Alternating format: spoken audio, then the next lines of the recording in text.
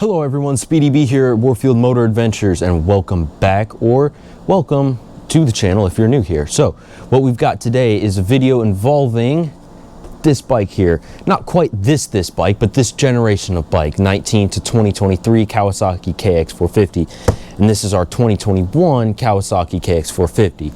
So what ended up happening is we got a comment of someone asking, I'll put it right here on screen, asking if we could post the maintenance or the valve adjustment from back when we had our 2019 Kawasaki KX450, and I mentioned that in the overview video when we went and got this bike here. So turn it around here.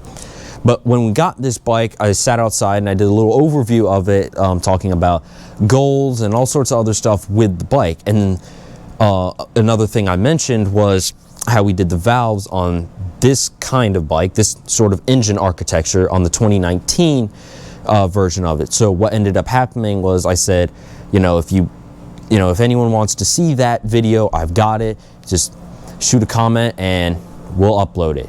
And that's exactly what is going on in this video here today. And the thing with that is funny enough, because actually on this bike here, we ended up doing the valves on it. If y'all don't remember from a previous video, we ended up tearing, well, because we had to change the spark plug too. So we ended up tearing apart, pulled the valve cover off, we shimmed the valves, we put a bore scope down in here, check out the combustion chamber, see what it looked like, all that good stuff. So we already have a video like that, but the part with the valves is sped up. This video, the part when I did the valves I think 1 year ago, as of recording this video, it is, it's November 16th, I believe. Yep, November 16th, 25. But when we did this, it was about a year ago on the valve adjustment. I think it was just before Thanksgiving 2024 that valve adjustment was done on this 2019 KX450. This one on the 21 KX450 was done, give or take, 2 weeks ago. I'm not quite sure, but that's the video we've got here for you guys today.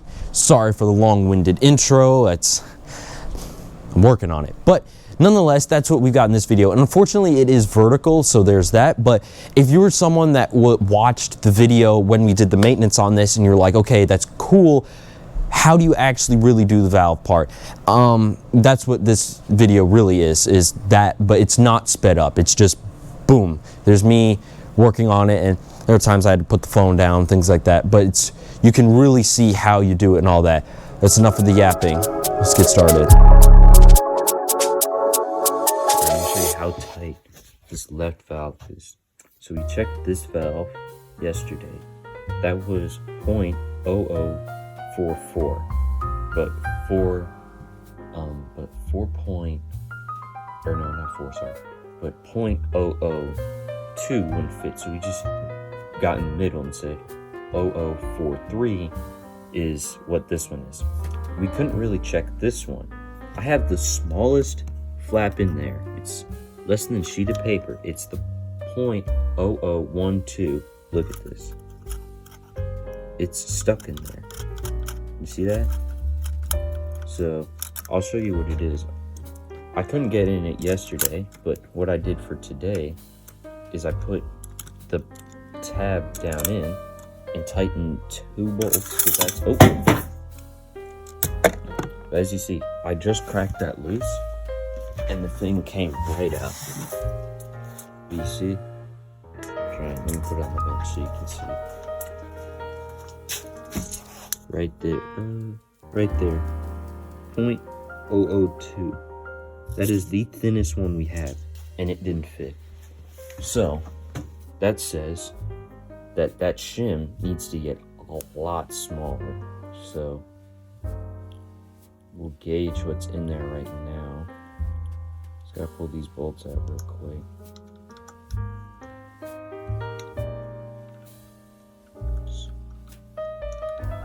So yeah, it still started rough yesterday, plus it was out of time a little bit.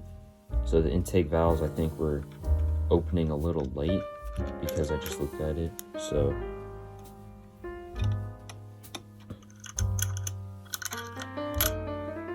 yeah, that's, just pull these bolts. So that was another issue. Yeah, now we'll check it with the shim kit here. So we have all the shims that we need. We check them. So basically, because I can't do it the way I would like, I have, like with math, I have to kind of do a little guess and check, which is going to be a lot slower, but I can get it to be a lot more precise. So, and accurate too. And then, so here's the spec we need for the intake. So 0.0047 on the high end and 0.0031 on the small end. Because it's starting rough, I think we're gonna go for that number. Loosen it up a little bit. I think, yeah, loosen it up a little bit. So we got all the shims here, we got our magnet. Let's pull this out.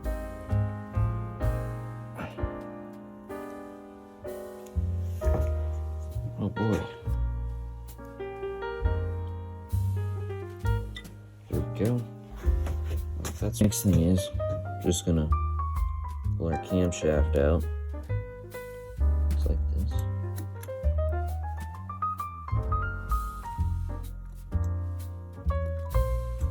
If I can get it up.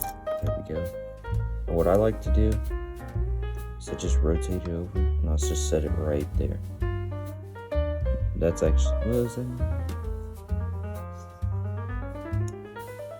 Everything there, as you see, I'm not sure you can tell, but it's got the hot cams. You know, that's what we're running with. Hot cams, shim kit. So I'm gonna go in there with the magnet and pick up that shim. Oop, didn't mean to grab that.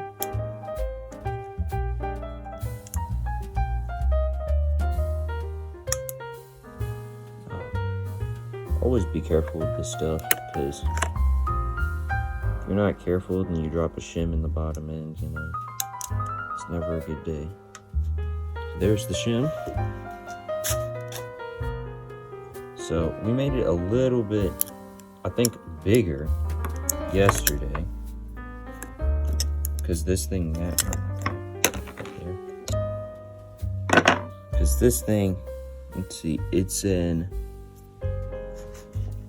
yeah, it's a 295, and I think originally it was a 298.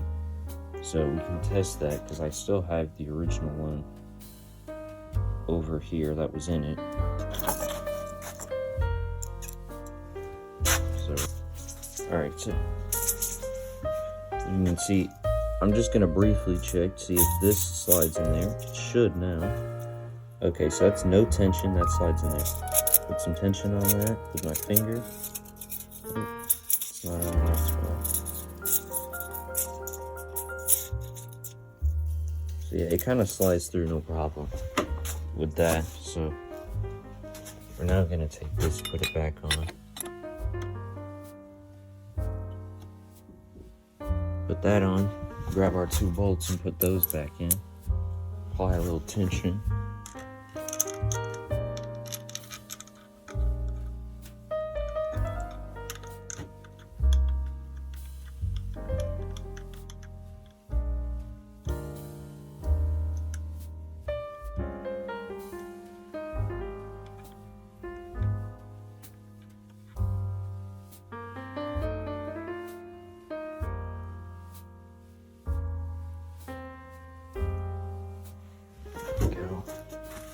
You guys see from the timestamp in this video, it's already been 8 minutes, so that tells you how much more time consuming it is when you don't do math. But the problem is, if I don't know exactly what the number is in there, I really can't use math, you know. So we're gonna get that tightened down. And I know these things aren't in the proper position. I know that's because it's not in time, as you see, because this one isn't even in line here. And this one is nowhere close. It's way down there. So I'll just roll the engine over. Where is it? I know it won't be at TDC, but we got to get the lobe in the right spot. There it is. So see, the intake side's in the right spot. The exhaust side is not. So it's not in time. If I roll it backwards, grab the chain first. There we go.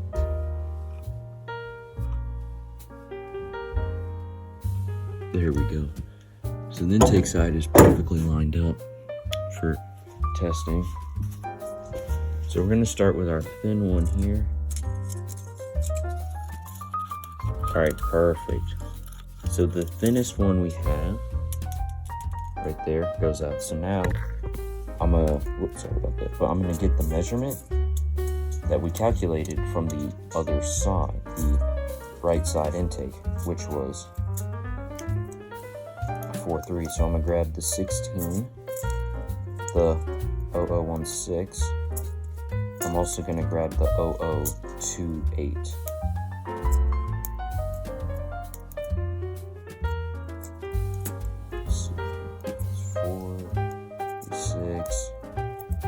Here it is. Alright. Kind of have to use two checkers for this. Let's see. So we have 8, 2, and that equals 44. We're going to stick that in there. Because if it's at 044, oh yeah, like butter, you see?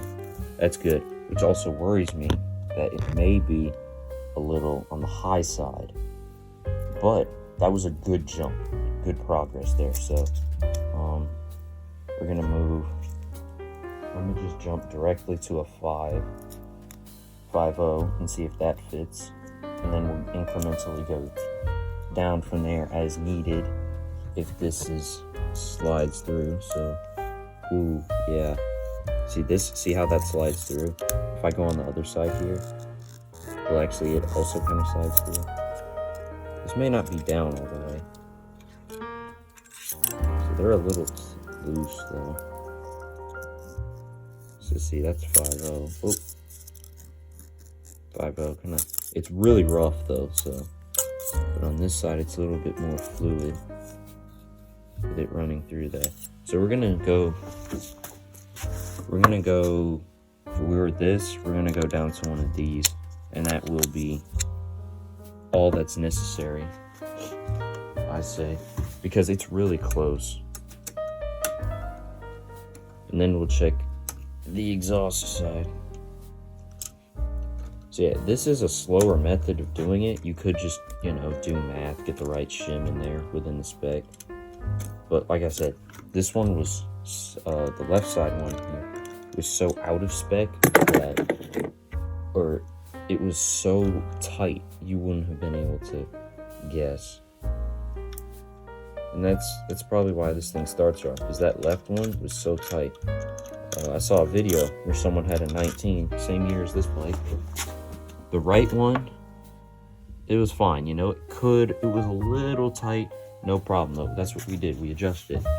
This left one, however, so tight, you couldn't even do it. I don't really mind this type of work. I actually really enjoy it. But it's only when things are going smooth that I enjoy it. I don't like it if it's getting to the point where it's aggravating, struggling to do things. That's where I don't like this work.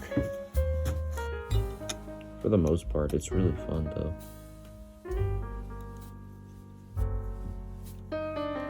The like nitty gritty getting down and like seeing how all this stuff works too. That's what really fascinates me, and how like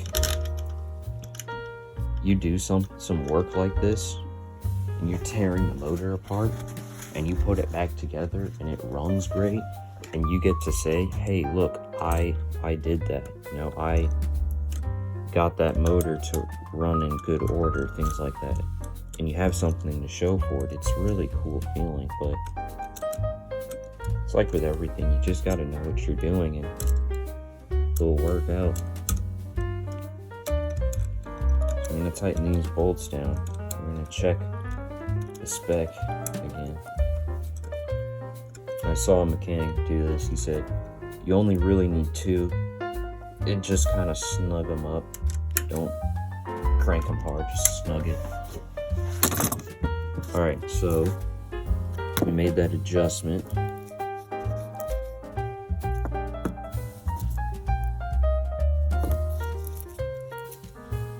So let's go 005. Here it is. As you see, 005. That'd be at the top end of the graph here, and it'd be over. So it'd be loose by 0.303. Let's run the 5 in there. See, the 5 still goes a little smooth. Let's try this side. That's rough. I can barely get it in there. So that's a little loose, but I'm sure with more bolts down, it'll help. I could go down a little bit more so that that's not loose like that. But also, if I turn the motor over to where the load is sticking up in the air like that, the way it should be, kicked out this side, we'll see if that makes a difference. Oh yeah, it's tight getting in there, so that one's tight. That one's really tight for 5.0, but this one's still probably a tad loose. So we'll probably get that away, so let's try it again. Yeah. My guess is it could go down just a tad, so we'll pull it off and do that one more time. But see, that's the thing. So right now we're almost at 20 minutes for this. And I'm sure within 20 minutes, someone that did the math could have done both intake and exhaust. But like I said, when your measurements, when the measurements are so far off, you know, and your gauges don't get that precise, you know, it's really difficult to try and convert, but it's okay. So we'll go down to 2.6, get it within spec now.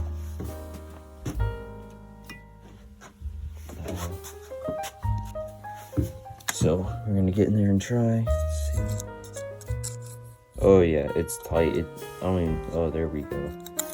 Okay. Yeah. See, this one doesn't even go. Oh, just barely. Look at that. It's just inching through. Okay. That's tight. This one, it's a little bit loose. However, yeah, it's a little loose. However, oh, that's stuck. There we go. So those intake valves are now within spec. So that's good. Now we're gonna go to the exhaust valve. So we're gonna grab our bigger sizes. 007. I think these are within spec. Look on the chart. Let's try and get in. So I'm gonna go 007. Oh.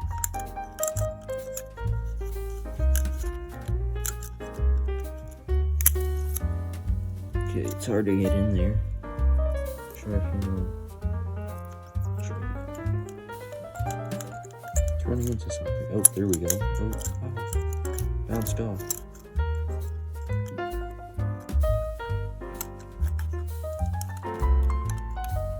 No clue what it's running on right now. Either way, it's tight. I don't think. Let's see if we can get down there. Yeah.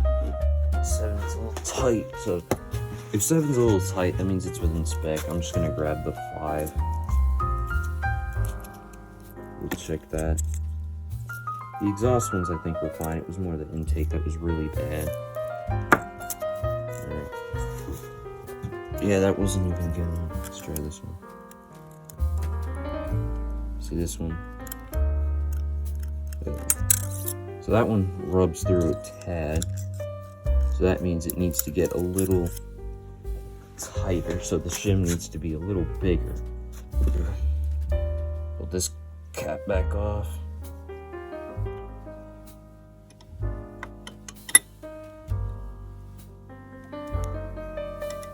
Okay.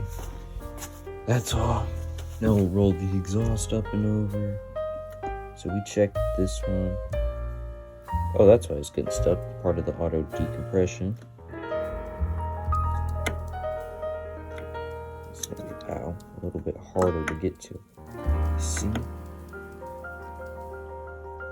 I guess the exhaust you're supposed to check from the other side, I guess, too.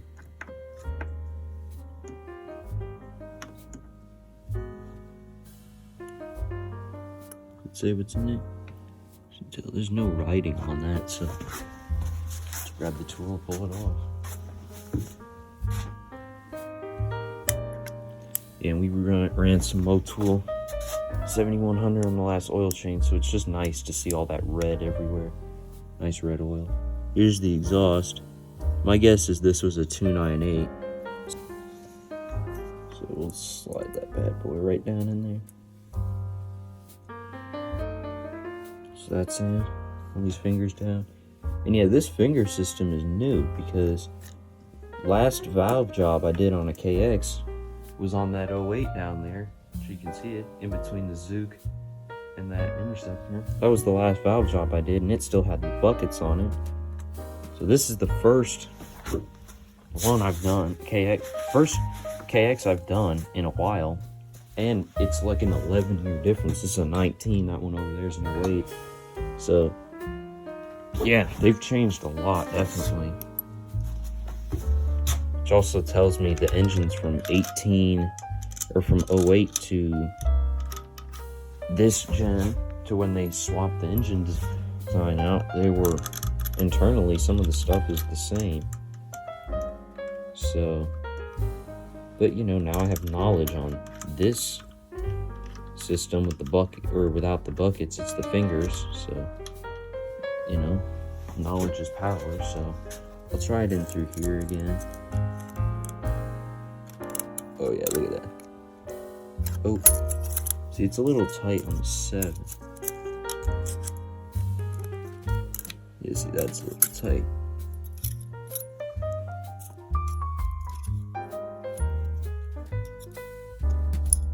See,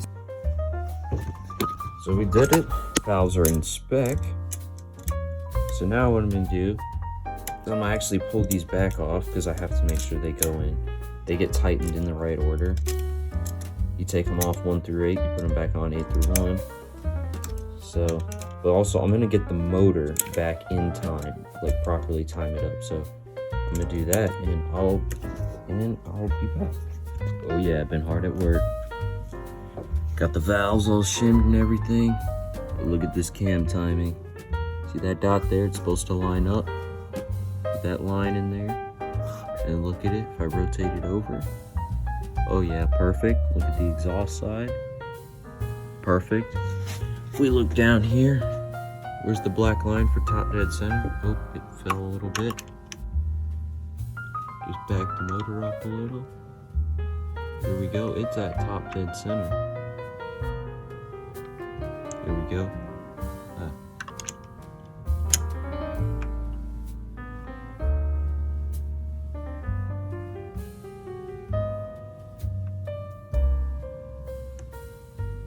There we go, see? Top dead center. Probably can't see, got no light. All we gotta do is put the cam chain tensioner in this bad boy. Rotate it back some. And guess what? Stick my finger in there. See?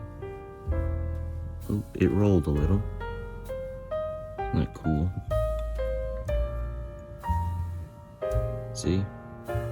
Perfectly in time. Look at that. This bad boy's gonna run right again. Let's go. Finally fixed the 2019 Kawasaki KX450.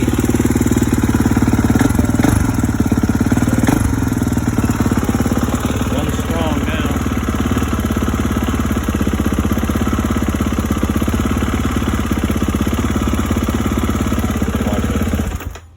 It's still not even that hot.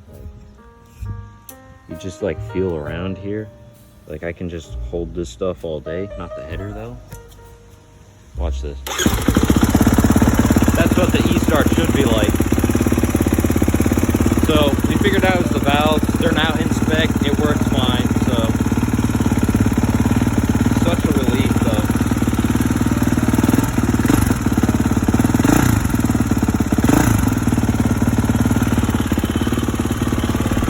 So that's the end of the video here. Hope you guys enjoyed watching. Let me stand on the side of the bike. Hope you guys enjoyed watching. I definitely enjoy doing this kind of thing. If you guys have any sort of questions, content you want to see, you know, we'll try our best to, get that content, if possible. And if we can, we'll, work hard to do it. If not, we'll just let you know, or we'll be like, maybe not at this point in time we'll be able to do it, but later on down the road we could do it, that kind of thing. But yeah, like I always say, we're always reading, answering comments. If y'all got questions, something you want to say, like, go put it in the comments, reading, answering all that stuff. And like I always say, like, subscribe, helps us out a ton, shows us your appreciation. And yeah, that's it for this video. Remember, ride safe, enjoy every ride. Speedy B out. Peace.